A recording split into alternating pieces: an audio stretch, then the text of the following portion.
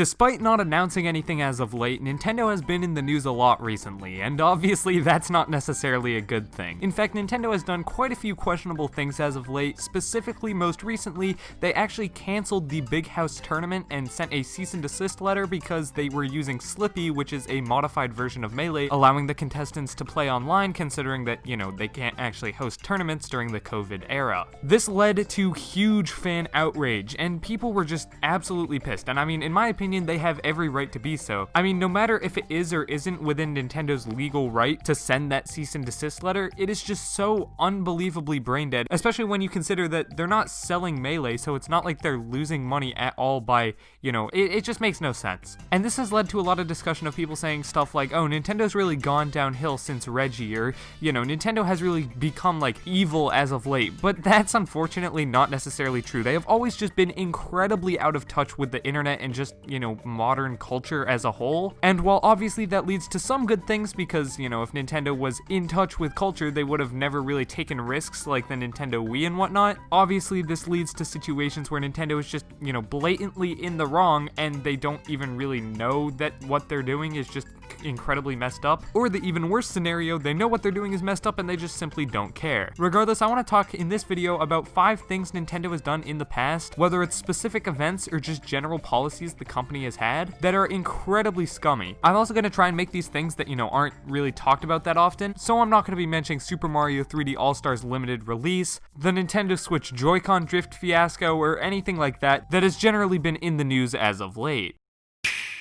The first thing I want to talk about is EVO 2013, as this actually relates to the reason I'm making this video, being the Big House cease and desist. Back in 2013, EVO, a fighting game tournament, was looking for an 8th game to put on their roster. They would give the game to whatever community could raise the most money, and the Smash Bros community ended up raising almost $100,000 for Super Smash Bros Melee to be that game. Now, EVO 2013 ended up being phenomenally important for Super Smash Bros Melee, as it put the game in kind of a major tournament for one of the first times ever. From what I can understand, competitive Melee prior to that was generally a grassroots underground sort of thing, but this kind of transferred it up to the top tier of esports. However, it almost didn't happen, as just the fact that EVO was going to stream the game of Super Smash Bros Melee pissed off Nintendo. After Nintendo's actions sparked phenomenal outrage, eventually Melee was allowed into EVO, and it was a huge event for the Melee community and just the overall Nintendo community as a whole. However, don't let this get your hopes up for Nintendo allowing the Big House to come back, because even if there is enough rage, I'm pretty sure the only reason Nintendo allowed Melee to come back in 2013 was because that was actually, done for charity, and it just looked horrible on the company.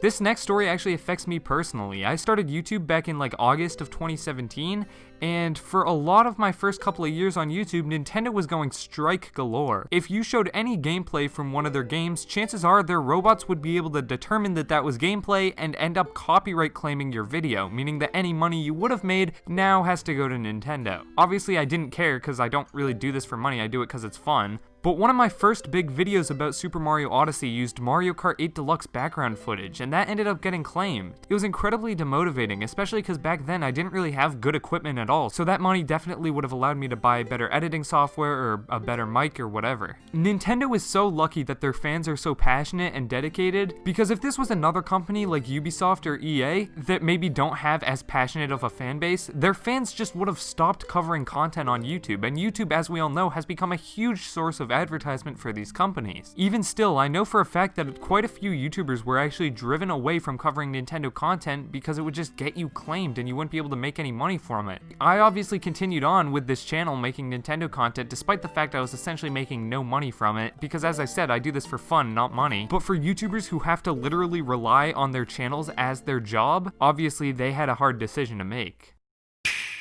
Nintendo has just never really understood the internet at all. It's always been a problem, but never as prevalent as right now, considering that we're paying for an online service that quite frankly just doesn't really work a lot of the time. A lot of people are saying that Nintendo actually striked down the Big House tournament because Slippy's netcode works just so much better than Ultimate and it would make Ultimate look bad. I don't think that's necessarily the case. I honestly don't even think Nintendo knows Ultimate's netcode is bad. They just don't care or know anything about online at all. This is evidence from the fact that, Animal Animal Crossing New Horizons didn't have cloud saves until like a week ago. Super Mario Maker 2 didn't launch with online play with friends, and they were surprised that people wanted that. Like, how is that a surprising feature to ask for? Last but not least, when the Nintendo Switch was initially revealed, in that January keynote, they were talking so much about how, the Nintendo Switch Online service would allow you to chat with people using your phone. It was going to be a huge thing. And now, the service is so bad that even Nintendo has essentially forgotten about it. As in this new commercial with Brie Larson, she's playing Animal Crossing with, I think, her sister or friend, I don't really know,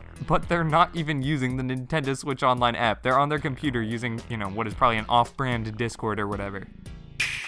Next thing I want to talk about hasn't happened for a little while, but it is one of my least favorite things in the industry. Essentially, Nintendo would, artificially manufacture, not many copies of certain things. Now, obviously, there are always going to be manufacturing shortages. I think that the PS5 and Xbox Series X are honestly just, there are not enough of them to meet demand. I don't think Sony and Microsoft are intentionally, creating less of them to drive up, market price and to drive up, the desire for these consoles. But back in 2016-ish, when Amiibos were going crazy and the NES Classic existed, Nintendo 100 million% could have made more of those, but they just didn't. I mean, Amiibos are literally like plastic.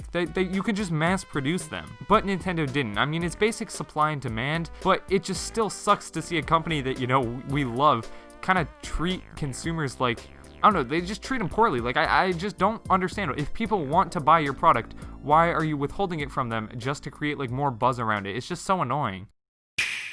Last thing I want to talk about is emulation. Now, this is a topic I'm not super well versed in the legality of, but to my knowledge, emulation itself is not illegal at all. There have actually been multiple court cases about this. Emulation is perfectly legal. What is illegal, though, is hosting, websites where you can download pirated ROMs, pirated ISOs, just any form of pirated game. The only way to technically legally emulate is by downloading an emulator, like, say, Dolphin if you wanted to emulate a GameCube game, then dumping the ROM from a disc you legally own into Dolphin, then that's technically legal. Regardless of this, Nintendo hates emulation even if it is done the legal way, which is just so stupid. But what makes this even more annoying is that back on the Wii U Virtual Console, Super Mario Bros. 1, like the original one on the NES, was uploaded as a ROM that you could buy for $5. Fair enough, I mean, it's grossly overpriced in my opinion, but sure, whatever. However, after certain users homebrewed their Wiis and actually, checked out the file for that ROM, it was discovered that that was actually an illegal pirated ROM that Nintendo just downloaded from an illegal ROM hosting site, then uploaded onto the Wii U eShop and was charging us $5 for. So they couldn't even be bothered to dump their own ROM, they just took it from an illegal site, then probably DMCA'd said illegal site, while still using the illegal ROM that they took from that site. That is just the stupidest thing I think I've ever heard. Granted, I don't really think that that in itself is predatory, don't get me wrong, Nintendo's stance on emulation as a whole definitely is very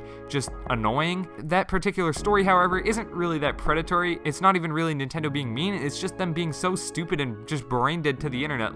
Did they not realize that people can poke around in the code and discover these things? I don't know. Nintendo as a whole, obviously I love them. I mean, I'm gonna get some comments saying, oh, you're a Nintendo hater, which is just the most infuriating thing in the world, because I also get comments saying I'm a Nintendo fanboy, so it's which one is it? Truth is, I'm neither. I love the company, but I'm not afraid to call them out when they're wrong, and this is just one of those times. I wanted to talk about some situations in which Nintendo has clearly been in the wrong, just because that is so prevalent in today's, news stories with this whole Big House thing. With that out of the way, thank you guys so much for watching. Normally I'd plug all the socials here, tell you guys to like, subscribe, and all that, but I really just have one thing to say. #FreeMelee.